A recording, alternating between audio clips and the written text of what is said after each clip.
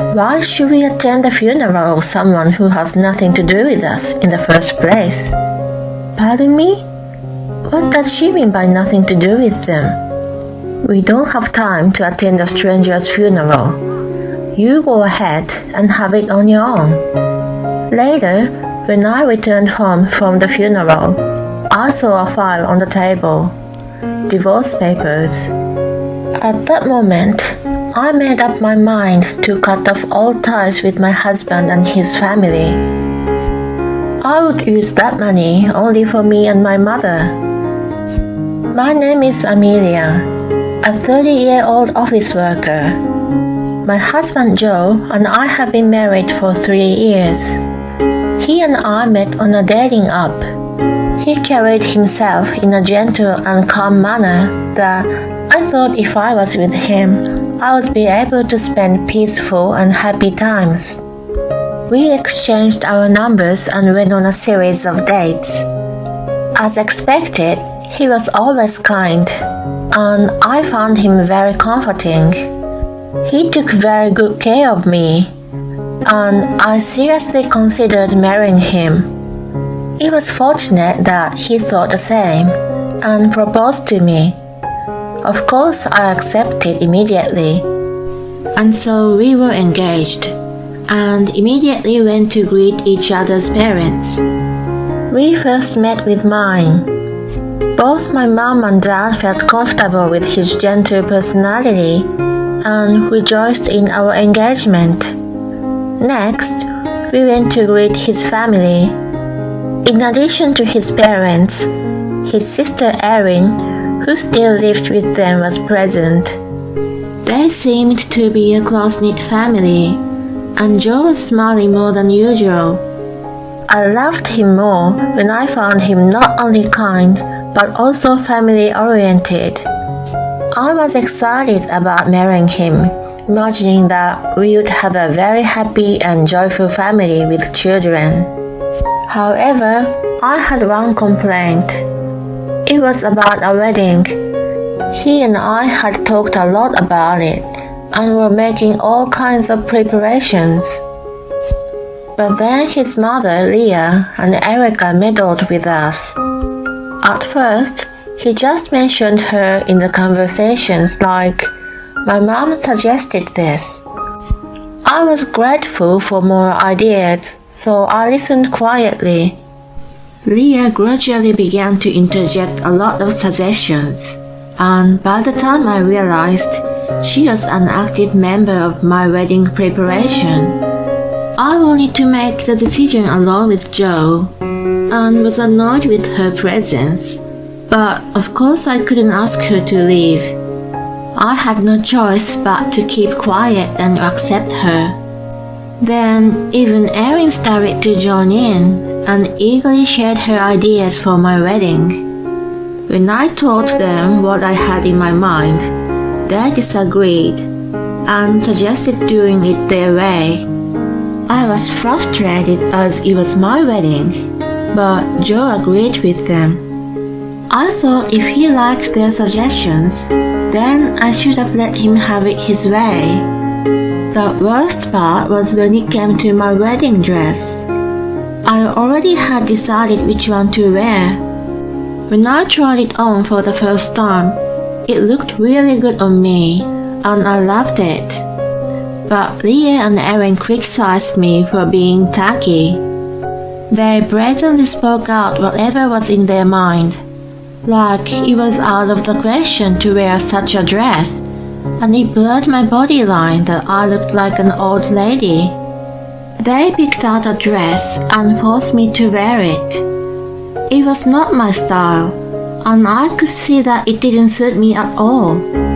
I told Joe about it, but he didn't take my side and said his mom and sister went out of their way to choose it for me.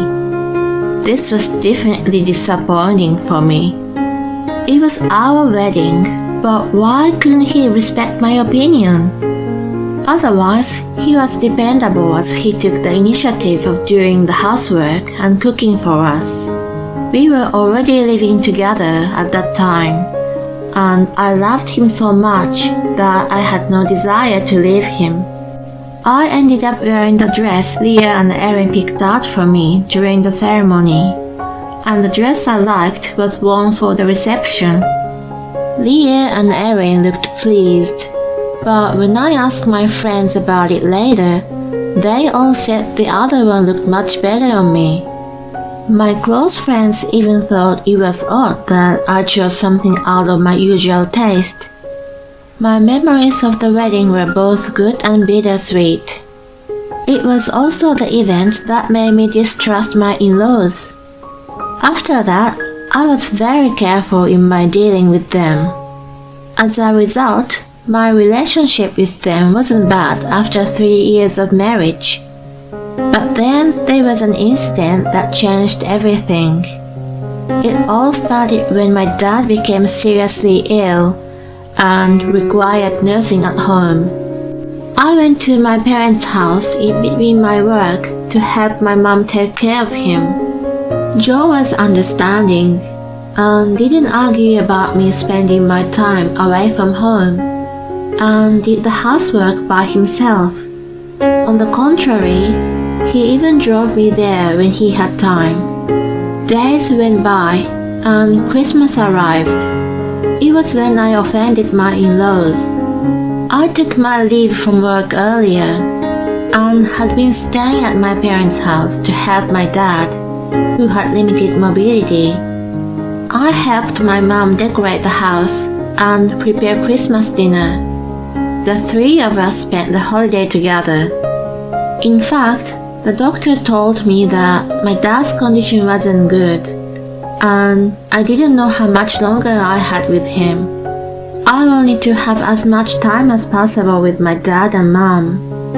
That seemed to have angered my in-laws. When I was having a relaxed family time, I received a call from Joe. "Hello, Han. What's going on?" "Oh, sweetheart, can you come over here right away?" "Why? What's wrong?" "My mom and dad are mad that you're not joining us." "But I told you that I wanted to spend time with my parents this year. Didn't you tell them that?"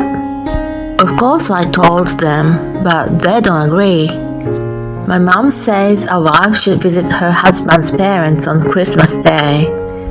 My relatives are waiting for you too." I was speechless. He understood my dad's condition better than anyone in my laws, yet he was letting them manipulate the situation. "I'm sorry, but I've decided to spend this year with my own parents. I can't join you guys," I said with a firm voice.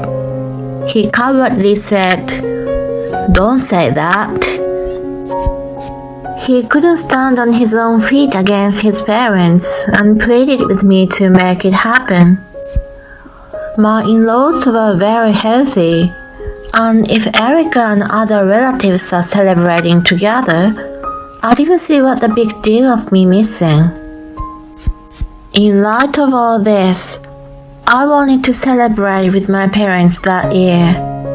This incident caused my relationship with my in-laws to deteriorate.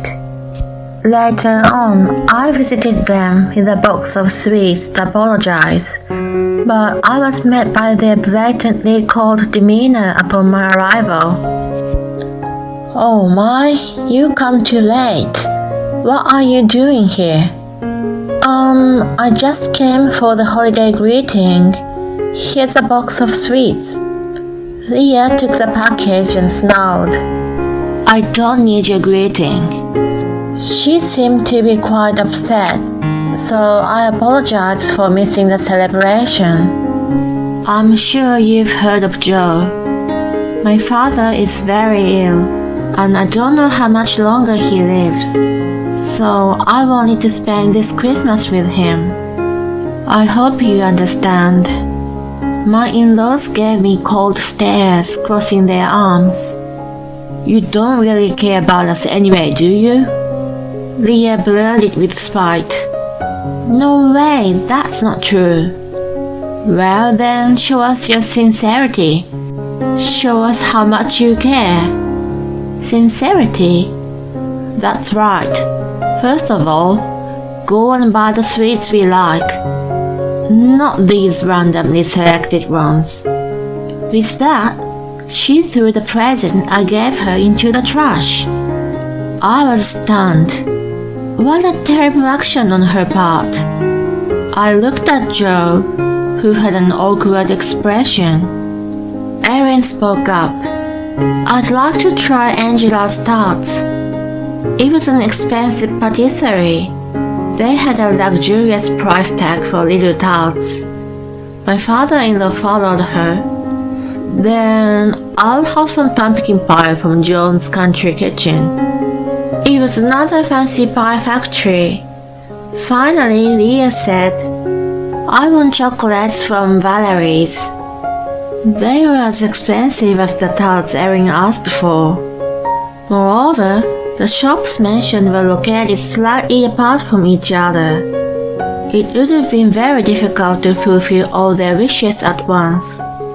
"Can I get one of them today?" They gave me the same cold stare that they had given me earlier.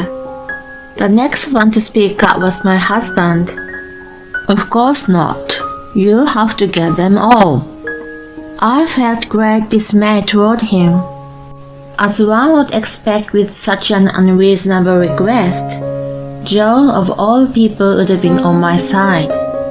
Moreover, on the way to his parents' house, he said, "I'll do my best to repair the damage between you and my family."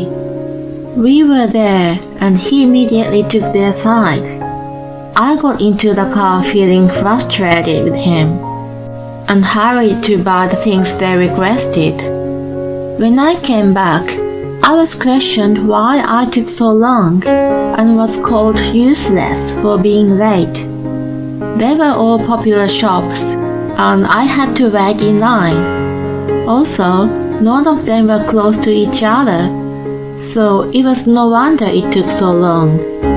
I didn't understand why I was being scolded.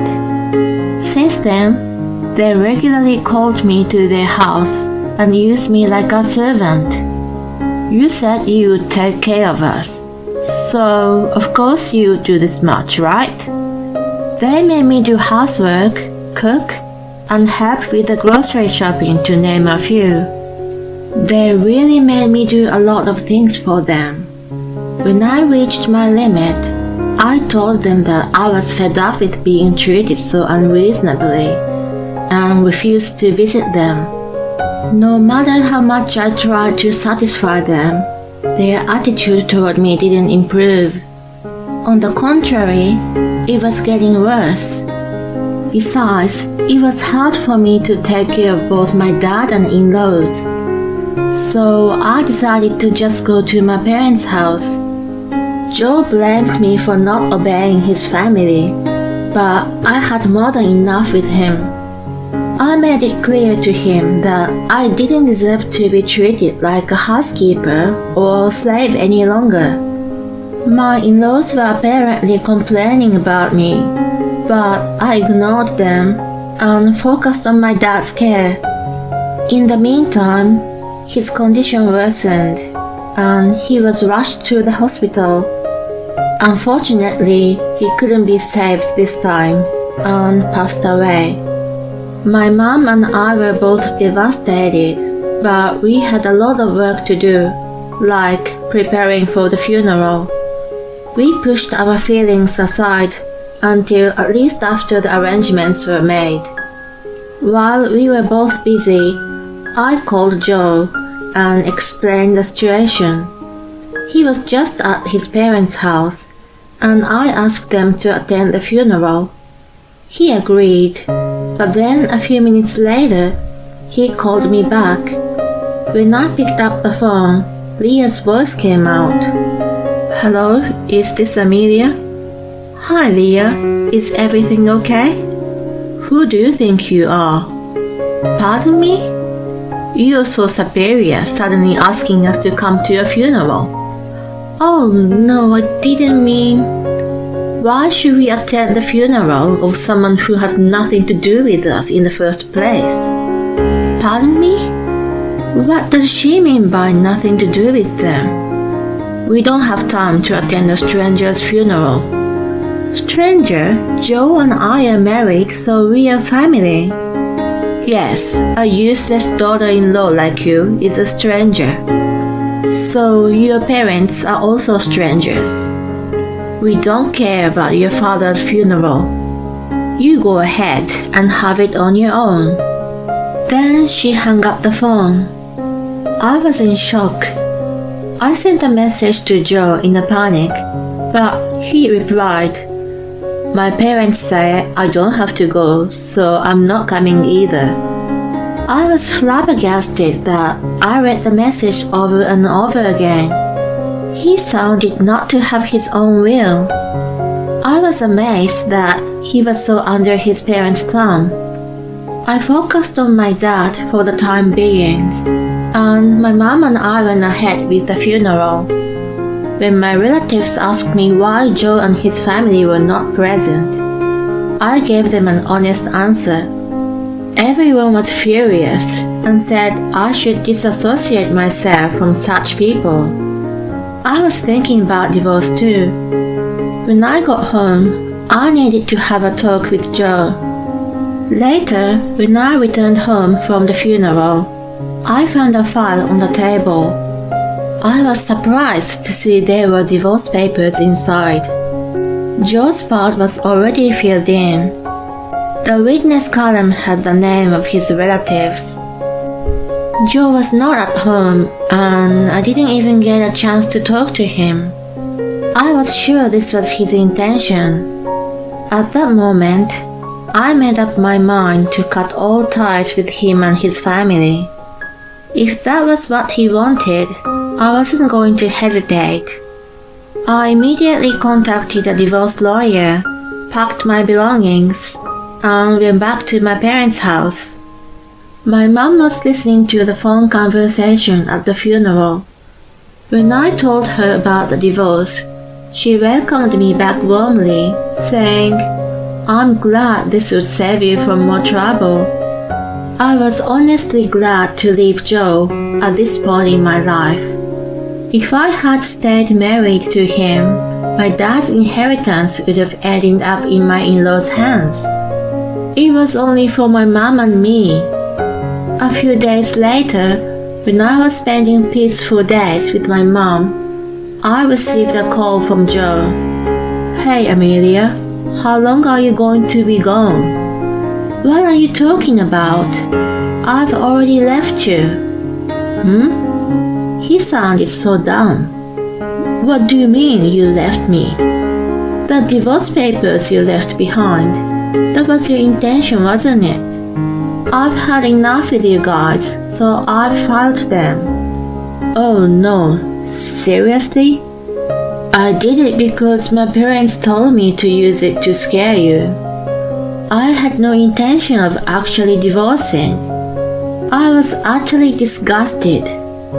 "You really don't have your own opinion, do you? It's a good thing I left you."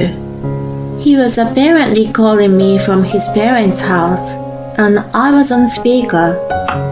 The voice on the phone changed to Leah. "Hey, what a selfish person you are."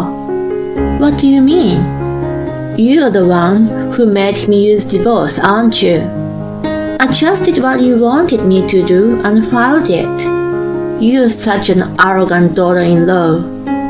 "I am not anymore." "Shut up. It's unbelievable that you filed for divorce before we've even spoken about the division of property and stuff. Didn't you inherit a fortune when your father died? Give us half of that money. Joe was still your husband when he died. He will get half of the property." "I see, so we'll split it 50-50. "That's right. How much did you inherit?" $300,000. "Oh my gosh." The full family shouted with joy when they heard the large sum. Joe then will receive $150,000. "If we get that much money, we don't need you anymore. After you transfer it to us, you can go on living your life as you please. They were beyond belief selfish and bunch of airheads. What are you talking about? My father's inheritance is not part of the property division. It's all mine. And besides, do you remember calling me and my parents strangers? I don't have any money to spend on others. Too bad for you, but let it go. The other end of the phone suddenly quieted down. No way. Are you sure we won't get a penny? Yes, I'm sure. Never mind the money. Isn't it good enough to get rid of a bratty daughter-in-law like me? As soon as I said it, Leah changed her attitude and started to implore me. Amelia, dear, everything we've said and done so far is just a prank, you know. It's like a surprise that took a long time. That's right, we consider you family. Such a blatant lying was heinous. It's only a matter of time before I never have to deal with these people again. I'm hanging up now. If you show up at my house, I'll call the police right away. They fell silent. I hung up the phone and blocked the calls. Then, just to be safe, my mom and I sold the house and moved out. I was glad we did. My ex-in-laws broke the window of the house and burst in with some weapons to get money from me, all from resentment. There was someone else already living there, so they were immediately arrested. As a result, Joe, his father, and Erin lost their jobs, and the whole family is unemployed and living a miserable life now. I, on the other hand, signed a contract with my mom for a reasonably priced rental apartment. My dad's inheritance will be used to fund my retirement, and I am leading a peaceful and tranquil life. I will continue to work hard and live a happy life with my mother.